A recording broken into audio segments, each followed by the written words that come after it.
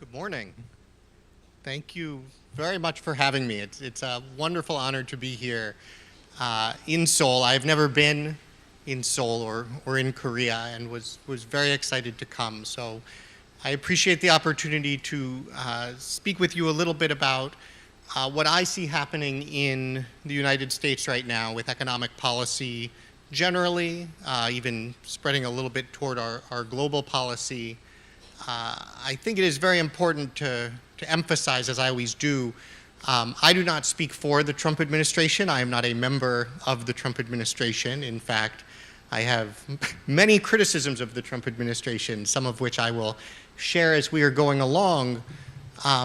But certainly my organization works closely with a lot of people in the administration, a lot of people in Congress, and have been involved for really the past 5 years in trying to make sense of what has gone wrong in the US economy, what has led to President Trump's political success, what has led to so many of the problems that we are facing as a nation.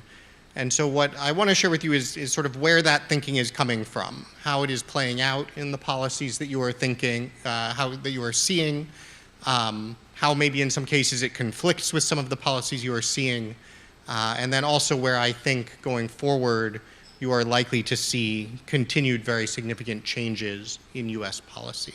So I think the best way to understand what is going on in the US, particularly in economic terms, is that something has happened to capitalism. There is certainly, you will see surveys, this many young Americans now are socialist. We have always had surveys like that. The US is not becoming socialist. The US is deeply committed to free markets and capitalism, but there is very deep frustration in a way I think there has probably not been since the Great Depression with how capitalism is working or how it is not working.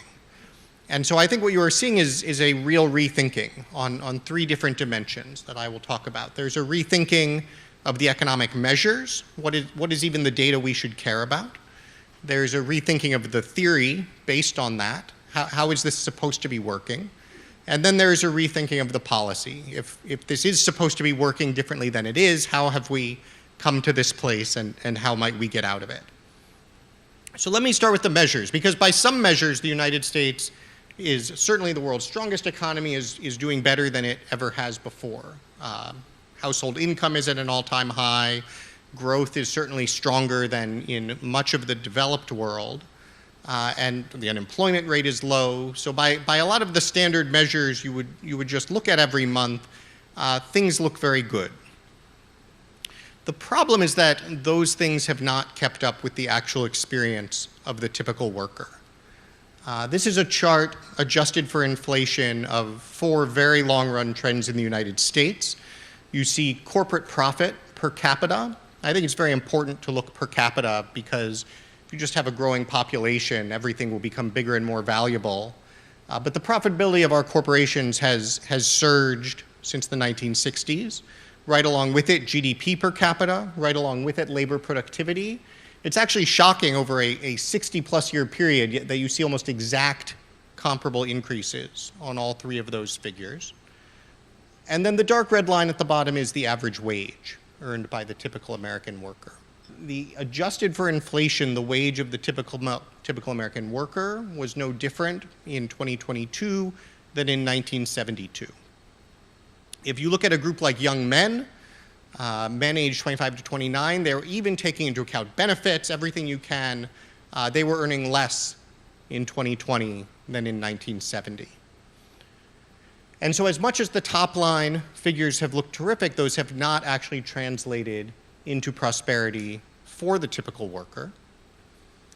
And importantly, the way that we have made up for that is by having more people do more work. This is an analysis that we do at my organization, American Compass, that we call the Cost of Thriving Index. Because one thing you find in a lot of the economic data is it's fairly straightforward to just look at how much stuff do people have, how good is the stuff, and say, well, they have more than they've ever had before. Surely they are happy. And so what we did was we tried to look at things very differently. We threw out inflation. So don't try to correct year over year for what is happening to the value of money. Look at everything in nominal terms. and then just compare the income of the average male worker to the cost of the key things that you would think of as part of middle-class security. And so the red line here is the annual income of the median American male worker. And then those blue chunks are the major costs of middle-class security. Food for a family of 4, housing for a typical 3-bedroom house in a typical market, paying for a healthcare premium for insurance, operating a car, and paying for tuition at a public university.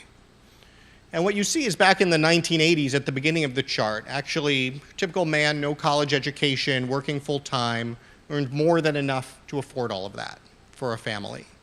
In fact, it took about 40 weeks of work to earn it. There was money left over. Somewhere around the year 2000, that line crosses into the blue. And by the time you get to 2020, you would actually need about 62 weeks of work to afford the basic package of middle-class security. Now, people have obviously found ways to account for this. You're more likely to have a second parent working. We obviously have a lot of redistribution and subsidies so that government picks up the cost of these things. But the basic deal that was at the core of the American middle class prosperity that Americans think of as the economy working has broken. The choice you had, do you want to have a second parent working or would you rather have a second parent staying home, is mostly gone. You need to have 2 parents working. And so the idea that pretty much anybody, typical education, wherever they might live, is likely to be able to build a decent life, raise a family, achieve these basic things, has simply gone away. And what we've done instead is redistribute. And this is what we said we would do. We said we were going to grow the economic pie. That was the very popular term in the United States. The economy is a pie. We're going to grow the pie. We might fight a little bit about how much to divide up the pie, to redistribute, but as long as the pie grows and we cut it the right way, everybody can have more pie. And who doesn't like pie? The problem is that when you do that, you end up with a map that looks like this. This is a map of every county in the United States. This is excellent research from another group that we do work with called the Economic Innovation Group. And what they've done is shade every county by how much of the income in that county is coming from government transfers. So what you see is that in 1970, essentially nowhere was there significant dependence on government transfers. A few pockets of concentrated poverty, but for the most part, across the economy, incomes were being driven by earned income. If you fast forward, this is what the map looks like now. High levels of dependence on transfers have spread nationwide. Almost nobody is still at the very low level of dependence. And so again, you can do this. You can ensure that by doing this, everybody has more health care, everybody has better air conditioning, bigger cars. But what you've done is create a society where people don't actually feel like they can do it on their own. And certainly in the United States, that matters a great deal. So I think that's the microeconomic picture. That's how it is felt from the perspective of a family, from the perspective of a community. Let's flip around and look at the macro picture. What has actually been happening in our capitalist system? Well, one thing that's been happening is this. This is what I call the corporate erosion of capitalism. It's research that American Compass did a few years ago, and what we did was we just took every publicly traded company with financial data going back to the 1970s and looked at what they do with their cash flows. We defined a typical healthy capitalist company is generating profit. It's returning some of that profit to shareholders. It's also recycling some of that profit into capital investment to maintain and expand the capital base. We would call that a sustainer. And if you look back in the 1970s at that blue line, virtually all the market capitalization of the US was in sustainers. That is how capitalism is supposed to work. You could also imagine a company that was disgorging cash back to shareholders through buybacks, through dividends, so quickly that it wasn't even reinvesting enough to maintain its capital base. Depreciation was higher than capital expenditure. Now, that's not because the company was struggling. The company had enough profit to maintain its capital base. It was simply choosing not to. And we called that an eroder. And what you see is that that was virtually non-existent in the 1970s and 1980s. And by the early 2000s, it had actually surpassed the sustainers. At this point, the US economy actually, I would say it is safe to say, a majority of market capitalization in our major firms is tied up in companies that is disgorging cash back to financial markets so quickly that it is not even maintaining its own capital base. Now, the argument you will hear from supporters of this financial model is that that's a good thing. If they don't have a good use for their capital, that's fine. They should return it to financial markets, and the financial markets will deploy it more productively. And if that were happening, what you would expect to see is a large jump in this third category, what we called growers. Growers were companies that actually needed access to capital. They needed to tap capital markets to raise money, to make investments, because they did not have sufficient cash flow of their own. There is no increase in the grower line. What is happening with the return of capital out of the operating economy back into financial markets is not reinvestment into new productive capacity, new activities. It is simply a return of that partly into just speculation and asset bubbles, and partly into financing our government debt. And as a result, you are seeing a very substantial erosion in the actual productive capacity of the American economy. I think one of the best ways to see that is just to look at how we are doing on global trade, specifically in advanced technology products. Right? Maybe it's fair to say, oh, the United States shouldn't make t-shirts anymore. But surely the premise of globalization, the premise of a well-functioning capitalist system, was that we would be a leader in advanced technology products, and certainly we were. When the Cold War ended, we had a quite large trade surplus in advanced technology products, and that has completely collapsed. In fact, I stopped right before COVID in this chart. If you extended that down 2025, you'd be down below this banner, larger than a $300 billion deficit. So the US has simply ceased to be a leader in produced productive capacity, in innovation on technology in the real world. Certainly in software and AI and social media apps, lots of good stuff happening.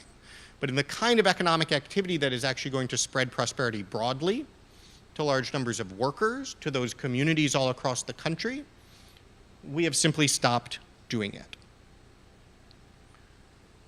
And the consequence of that, I tried for a long time to figure out the best way to capture what has this actually meant for American society. And the best I came up with was this. At least in the US, our mental image of a decaying, failed society is post-Soviet Russia. The idea of rampant alcohol abuse, sort of just drinking yourselves to death with vodka in a failed society, produced death rates that looked like this. This is the death rate in Russia after the end of the Soviet Union from alcohol abuse. This is the death rate in the United States from opioid abuse. Okay, we are now losing, relative to our population, death rate from drug overdoses comparable to the very peak of the alcohol abuse in post-Soviet Russia. It equates to 100,000 deaths a year. For every death, you probably have, let's say, 10 addicts. For every addict, you have a whole bunch of other people who are affected, grandparents raising grandkids, employers who can't rely on workers, declining communities. Everybody in the United States, unless you're in the most bubbled, upper-class, wealthy community, knows somebody who has died of an opioid overdose. And so that is the situation we face. I think much more than GDP per capita, much more than any measure of productivity growth generally, that reflects why the United States has decided we have a much more serious problem than can be fixed with the kinds of small economic reforms you were seeing prior to Donald Trump. And so we needed an explanation for this. Why did this happen? And I think the core of the theory, what people are realizing is actually this was not surprising. This was actually the plan.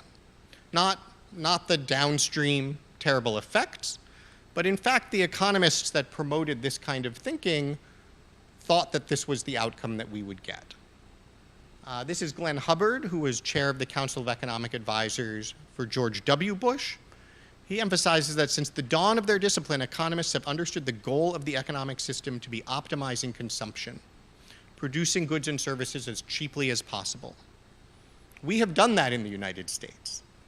There is no question we have maximized consumption. There is no question our trade policies have led to accessing goods and services as cheaply as possible. The problem is that and that alone is far from sufficient to support a healthy society or a healthy nation. This is Jason Furman, chair of the Council of Economic Advisors for Barack Obama. Economists understand imports are actually the good thing that is what we enjoy. It's the benefit we get from trade. Exports are the unfortunate thing we do just so we can get the desirable imports. Okay, there is actually a view that the larger the trade deficit, the better. That if we can get the rest of the world to send us stuff and we don't have to make anything in return, that is the ideal. And gosh darn it, we did that pretty well too. This is Stephen Moore, longtime editor of the Wall Street Journal editorial board, founder of the Club for Growth, which is one of the main free market activist groups in the United States. He and I were having a debate on immigration and wages. It was one of those very productive debates where we actually got to the crux of it. And the crux of it was this: he believed cheap labor leads to a booming stock market. That benefits everyone. Now I said, does it benefit the cheap labor? But if you believe these ideas, it doesn't matter. That's a ridiculous question. What matters is if you can consume more. And so we also pursued an immigration policy that said the more cheap labor we have, the better off we will all be. And then finally, I think it's important to put up a quote from someone like Paul Krugman, who really did acknowledge from the beginning, no, globalization, asking American workers to compete with the lowest wage labor around the world is really going to be a bad thing for less educated American workers, leading in turn to lower wages for these workers. Now, what was the theory of what was supposed to happen?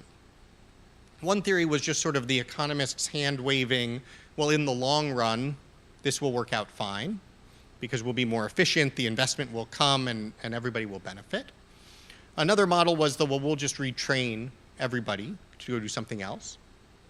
But what we found is actually that, yes, people do go take other jobs. And yes, there are a lot of excellent service jobs in the US economy. I am the beneficiary of an excellent service job in the US economy. But the kinds of jobs that a manufacturing worker moves to when you take away the manufacturing jobs are almost always worse.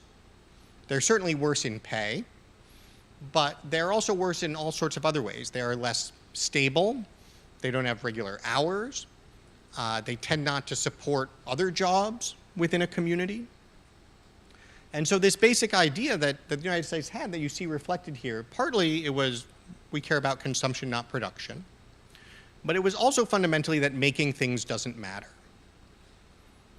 And you will still find people who say today, the United States is not a manufacturing power, and it should not want to be. That manufacturing is the old economy. But the cost of that approach to the overall health of the economy has been enormous. And so what I think you see people doing, certainly what I have been doing, is going all the way back to Adam Smith, because there's an idea that if we go back, that this is what Adam Smith said. Don't you believe in Adam Smith? But that's not what Adam Smith said. Adam Smith only uses the term invisible hand once in 2 volumes of The Wealth of Nations.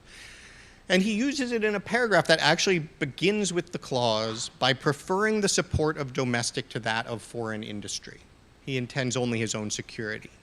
And by directing that industry in such a manner as its produce may be of the greatest value, he intends only his own gain. And then we get to, he is in this, as in many other cases, led by an invisible hand to promote an end which was no part of his intention. Fun fact, the editors of the leading economics textbook in the United States just edited that out. Economics, the main textbook from 1945 to the 90s, simply said that Adam Smith had said that this is how the invisible hand works without those prerequisites. But if you look at what Adam Smith is saying, he's actually saying something a lot less interesting, frankly. The invisible hand as a metaphor, it sounds like this magical thing. Everything will automatically work. even if we can't see it, even if we don't understand it. But what he's actually describing is more of a truism. He's telling you how the system can work. He's assuming that, in fact, people are going to invest domestically, not overseas. He's assuming that the most profitable thing to do, that the capitalist is going to want to allocate his capital toward, is produce of the greatest value. And he says, if that's true, if people trying to maximize their own profit invest domestically to produce as much stuff as possible, then that activity will advance the public interest as well. But when you delete the rest of that and just say this works by magic, you stop worrying about the constraints. You lose the alignment where actually the things that are most profitable are things that are good for society. And then when they're not good for society, you just sort of scratch your head and say, I don't know why. Or you construct an entire theory of actually why they're good anyway. And so what you've seen in the United States in recent decades is entrepreneurs and business leaders finding lots of ways to earn a lot of money that are not especially good for society. Offshoring. That is what our laws said you should do. Certainly was a good way to earn a lot of money. Was not good for the American economy. Financialization, which is the term we use for the rise of financial markets and the finance industry as a place that absorbs the top talent, that absorbs a lot of the capital itself. You can make a lot of money running a hedge fund in the United States. MIT engineers, they go run hedge funds and they make an awful lot more money than they could make engineering great products. If you only read the last piece of this, you'd say, well, by the invisible hand, that will advance the public interest. But if they're not trying to produce the thing of greatest value, it's not going to advance the public interest. And so what you're seeing is that actually the American people in a lot of ways just have different priorities than what the economists who ran our policy have. This is based on a bunch of survey research that we did in the United States. We basically gave people a bunch of different statements reflecting different values and asked them, which do you think is preeminent in the United States today? Which do you think is actually most important? And the three places we found the biggest gaps were these three. So Americans would say, United States today, consumption is absolutely the prioritized value. We would like to see actually production and productivity be a much greater emphasis. In the United States today, the priority is on mobility, the idea that if things aren't working out for you in one place, you should move to a new one. If your community is dying, move to the city. But that's not what people want. For them, rootedness, the idea that they can actually build a decent life in the place where they grew up, is much more important.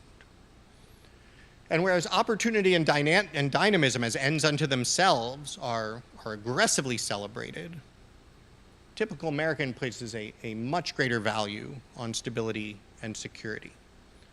There's an extraordinary survey done by Pew Research, one of the real gold standard research groups in the United States. They ask people, which would you prefer, upward mobility or financial stability? And by 9-1, Americans choose financial stability. But we built an economy for upward mobility. And so if you rethink these things, you suddenly realize that huge swaths of how American policy has been done were simply wrong. They were bad for the economy, they were bad for national security, they were simply not aligned with the actual political concerns of the American people and their priorities. And if you think about what Donald Trump represents in that respect, go all the way back to 2016. We had a field of 16 Republican candidates who by any other standard would have been an extraordinarily strong set. We had a bunch of Democratic candidates, maybe not as strong, but Hillary Clinton at the top. And they were all there talking as loudly and excitedly about consumption, mobility, and opportunity and dynamism as they could. And Donald Trump got up and he talked about production, rootedness, and stability and security, and he wiped the floor with all of them. And we are still in the moment now of trying to figure out what that actually means. How would you actually serve these interests if these are the ones that matter to people? So I have a whole bunch of policy issues here, mostly to emphasize the point that from this starting point, you can talk about virtually any area of public policy and land in a different answer than you would have a decade ago. Some of them are very obvious. Globalization, you are obviously going to take a very different view of free trade based on this. You are still going to want trade. You are going to want the United States and Korea to have a close and effective trading relationship, but you are going to be very focused on that question of balance. You are going to say the deal that we have had where the rest of the world sends stuff to the United States and the United States sends assets back is not a good deal. It's not the rest of the world investing in the US. It's not us getting stuff without having to make stuff. It is in fact a hollowing out of the United States. And it's a double-edged sword because it hollows out our capacity today and leaves us in debt for the future. You're seeing a much larger interest in industrial policy. Till 5 or 6 years ago, industrial policy in the United States, somebody would think of Joseph Stalin. We don't do industrial policy. One thing people have realized is that actually for a long time the United States did a lot of industrial policy. That the entire history of American development was based on industrial policy, a very strong state role in channeling investment to productive uses, and that it is really only in this period beginning in the 1980s when we said we don't need that, making things doesn't matter, wherever the market sends the capital is best, that we have had all of the bad effects. And so whether it's the CHIPS Act, rebuilding semiconductor capacity, the SHIPS Act, returning to shipbuilding, there is now an acknowledgement pretty much across the political spectrum that some kinds of investment, going all the way back to Adam Smith, are more useful than others, that markets are not going to take that into account of their own, and if you want investment to flow to the things that the nation needs, you are going to have public policy play a role. Immigration obviously looks completely different if you flip this around.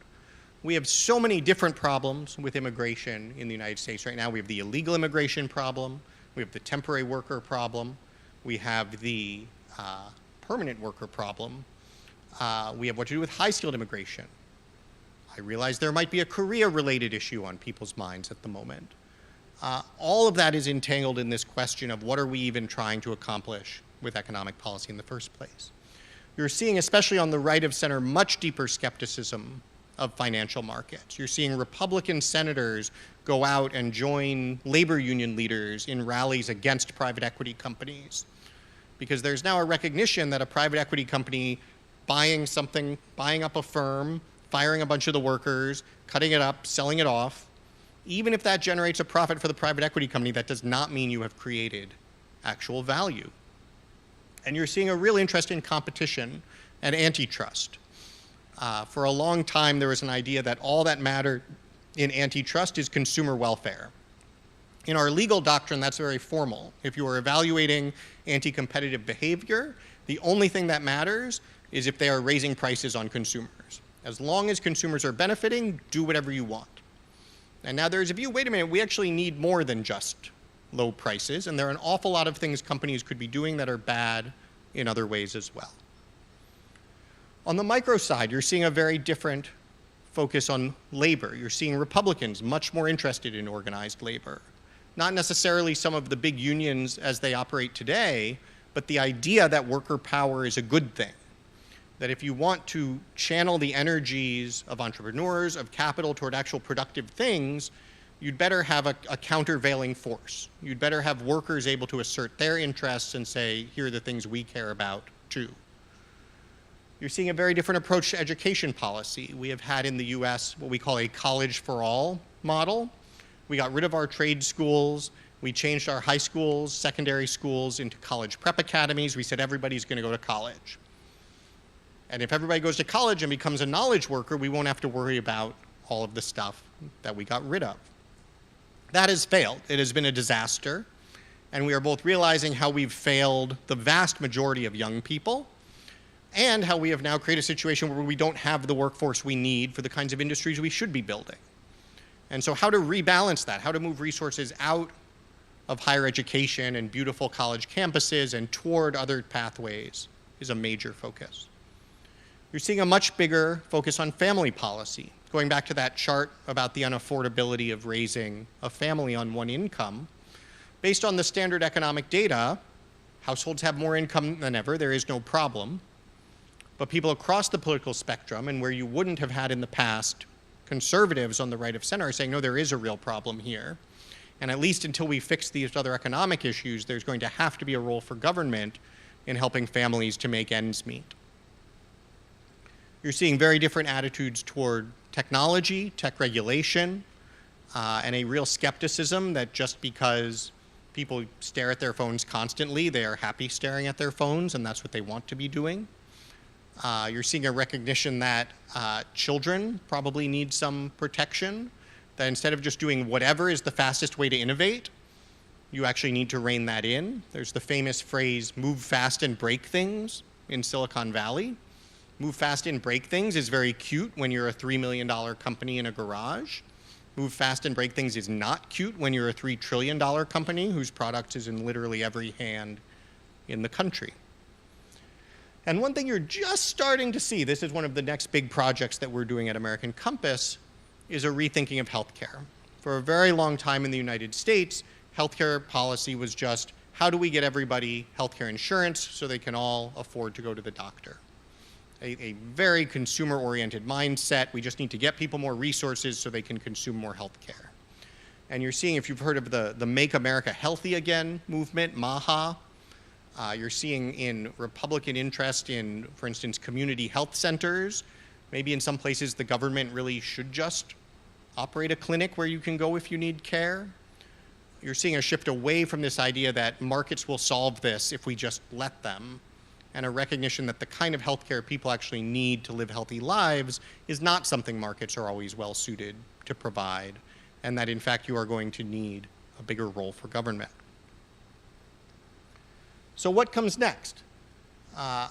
What is so interesting about the Trump administration at this moment is that we are at this inflection point. The first, I guess we're on 7 or 8 months, have been overwhelmingly dedicated toward demolishing things. Frankly, a lot of things that needed demolishing, picking a lot of fights, exposing a lot of problems. And I think, love him or hate him, everyone would say he has been very effective in doing that. The question now is, will there be a pivot to building? Will there be a pivot to actually replacing that with some of these ideas? Because if all you do is demolish, people might be glad some stuff has been demolished, but you will not be well remembered when you are gone. I think longer term in the United States, if you look at what is coming beyond Trump, you will see, whether it's J.D. Vance and Marco Rubio, some of the younger Democrats, a much greater commitment to these ideas. We are certainly not going back to what it was like before Trump. But for the next 3 years, a lot will come down to the question of how much Trump and his administration are interested in moving those balls forward versus to what extent they see more things that they are still excited to demolish. And so that is what we are working at American Compass. Hopefully that gives a little bit of perspective of things that can otherwise look purely chaotic that are happening in our country. And I would be happy to answer any questions that you have. I'll put this one back up. Thank you again so much for having me.